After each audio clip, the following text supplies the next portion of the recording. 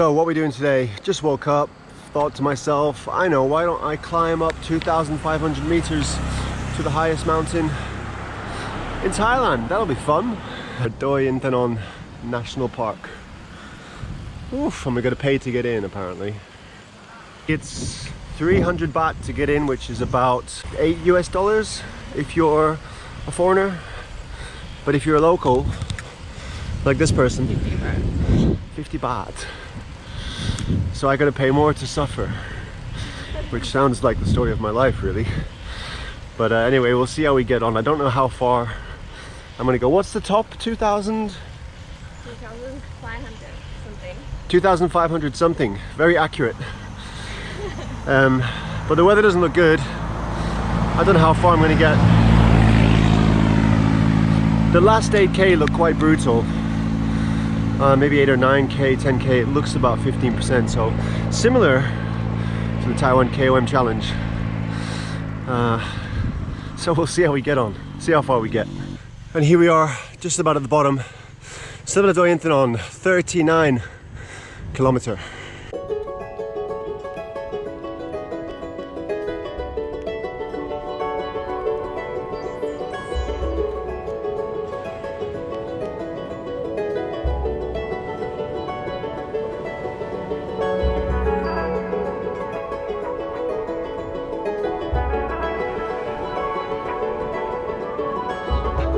Now the secret to climbing well is pretty simple, but most people don't realize it, or they just forget it. Just don't go too hard at the start. A lot of time when people are climbing, it's this super steady sort of constant state of attrition. And if you're in training and trying to get stronger at climbing, that's going to help in a fashion, but incrementally so. The gains will be quite slow, because you're always just sort of notching it up a little bit as you go up the same hill or several hills.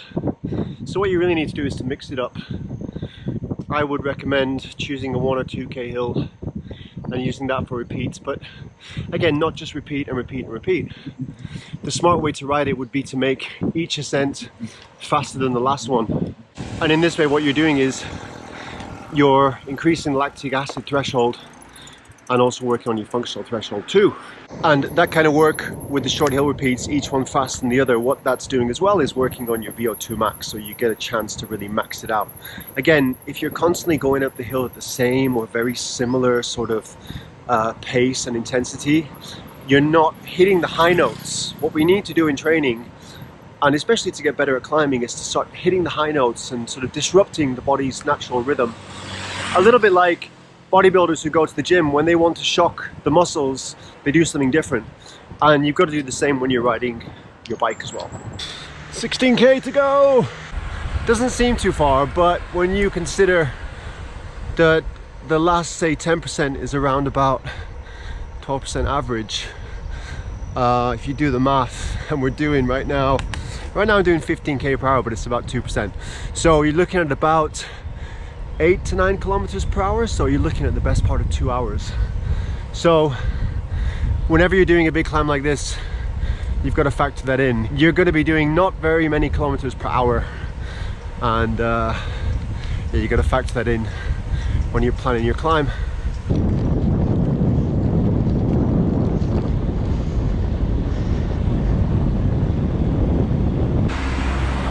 Whew. We've got about 12-13K to go. The percentage where I'm at right now is probably about 17. So huffing and puffing. But the secret, like before, is just find a rhythm. Don't push it, don't fight it. And you gotta make sure you save a bit for the top. And of course, don't forget to eat properly and to hydrate. Even if you don't feel like you're on these big climbs, especially if you're coming from Europe or from America where the climbs are smaller, you definitely don't feel like eating on climbs, but you have to, or you're gonna bonk and then you'll be in big trouble. Now for today's climb, the big Doi Inthanon, rather than sort of approach it and just go steady state the whole way up, what I've done is I've chopped it up into thirds. and I've done a PRE 5, 6, 7.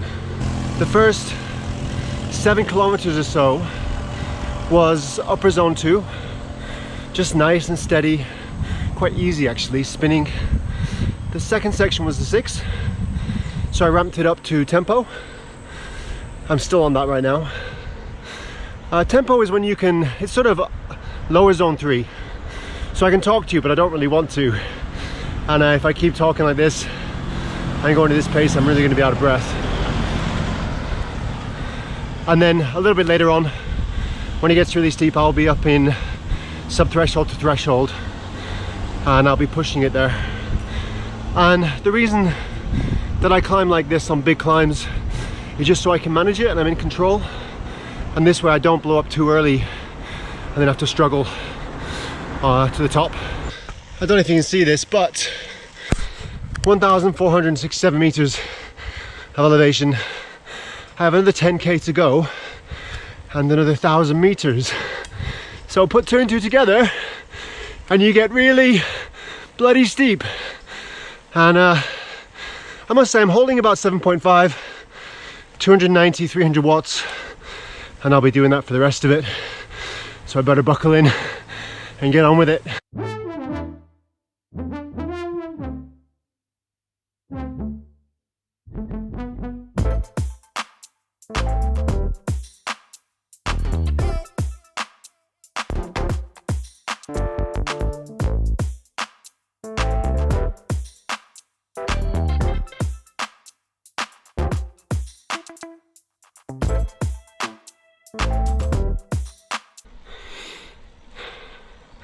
There's a temple up there. It's the first time we've come out of the jungle really, but as you can see up there, there's more fog and what have you. Excuse me if I have stuff hanging out my nose. It's about 15% right now and we're at 1,800 meters, and my head's cold, my ears are popping, and that's the altitude, and it's hard work now, so we've got to crack on to the top. Well, it's about 1k to go. I've just had a really nasty 3 or 4k section that was just endlessly steep, and it kind of sapped my will to live. I was cursing the mountain thinking, do I really need to go to the top? I'm not one of these riders who gets a great deal of satisfaction from getting up something crazy steep and super long. Seeing as I'm here, it's the highest peak in Thailand and I'm making a video on it. What the heck. But this has not been an easy ride by any means, and we've still got a little bit to go. Let's hope it doesn't ramp up again, or I might just have to get off and call an Uber. Well, so here's the peak, and it's a bit odd that the highest point in the whole country is graced by a car park, but I suppose that's the modern world, isn't it? I'm going to try and have a look if I can see these amazing temples. But yeah, it's a bit underwhelming.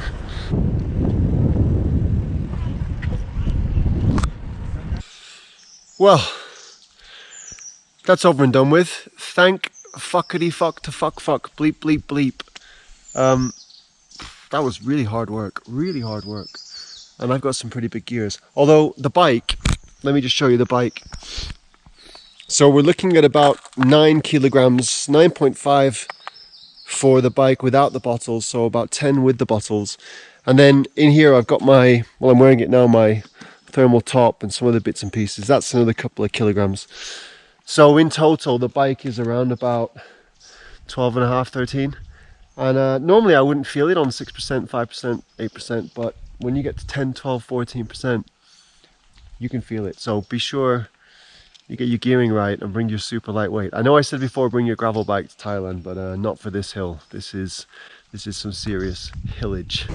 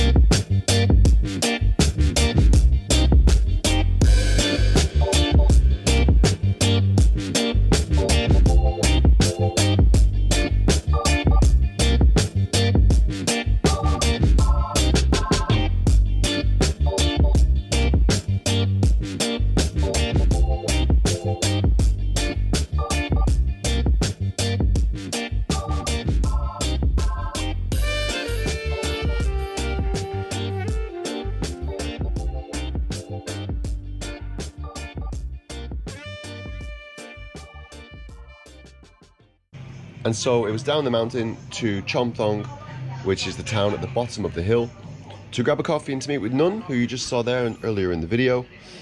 They had at this place a really delicious caramel latte and hazelnut coffee caramel cake. Absolutely delicious.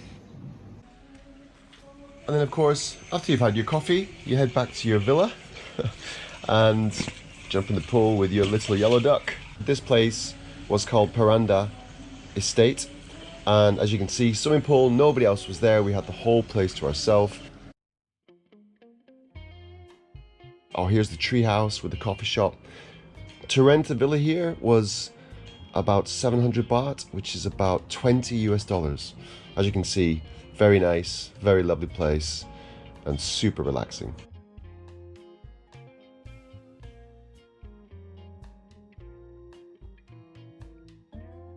Then after this, we set off on the roads back to Chiang Mai.